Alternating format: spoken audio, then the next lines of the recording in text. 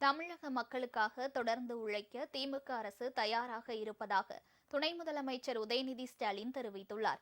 கோவை ஆர்எஸ்புரத்தில் 8,67,00,000 ரூபாய் மதிப்பீட்டில் சர்வதேச ஹாக்கி மைதானம் உருவாக்கப்பட்டுள்ளது. இந்த மைதானத்தை துணை முதலமைச்சர் உதயநிதி ஸ்டாலின் திறந்து வைத்து வீரர்களுடன் கலந்துரையாடினார். பின்னர் நடைபெற்ற நிகழ்ச்சியில் புதிய திட்டங்களுக்கு அடிக்கல் நாட்டியதோடு முடிவுற்ற திட்டப் பணிகளை தொடங்கி வைத்தார். பின்னர் விழா பேருரையாற்றிய உதயநிதி, திமுக அரசின் பல்வேறு சிறப்பான திட்டங்களால் தமிழகம் முன்னோடி மாநிலமாக திகழ்வதாக கூறினார். கடந்த 4.5 ஆண்டு கால திமுக ஆட்சியில் 20 லட்சம் பேருக்கு வீட்டுமனை பட்டா வழங்கியிருப்பதாக கூறினார்.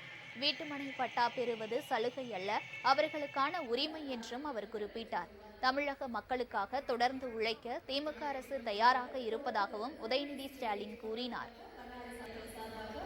சென்ற சட்டமன்ற கூட்டத்தொடரில் முதலமைச்சர் அவர்கள் அறிவித்தார்.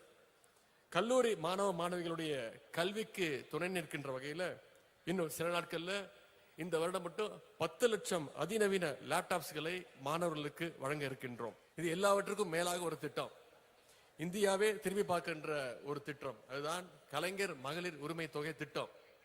இன்னைக்கு தமிழ்நாடு முழுக்க 1,30,00,000 மகளிருக்கு மாதம் 1000 ரூபாய் நம்முடைய முதலமைச்சர் அவர்கள் கலைஞர் மகளிர் உரிமை திட்டத்தில் கொடுத்துட்டு இருக்கிறார். கோவைக்கு நம்முடைய அரசின் புத்தாண்டு பரிசாக 10 கோடி ரூபாய் மதிப்பில் புதிய ஹாக்கி ஸ்டேடியத்தை, இங்கே அமைந்திருக்கக்கூடிய புதிய ஹாக்கி ஸ்டேடியத்தை திறந்து வைத்திருக்கின்றேன்.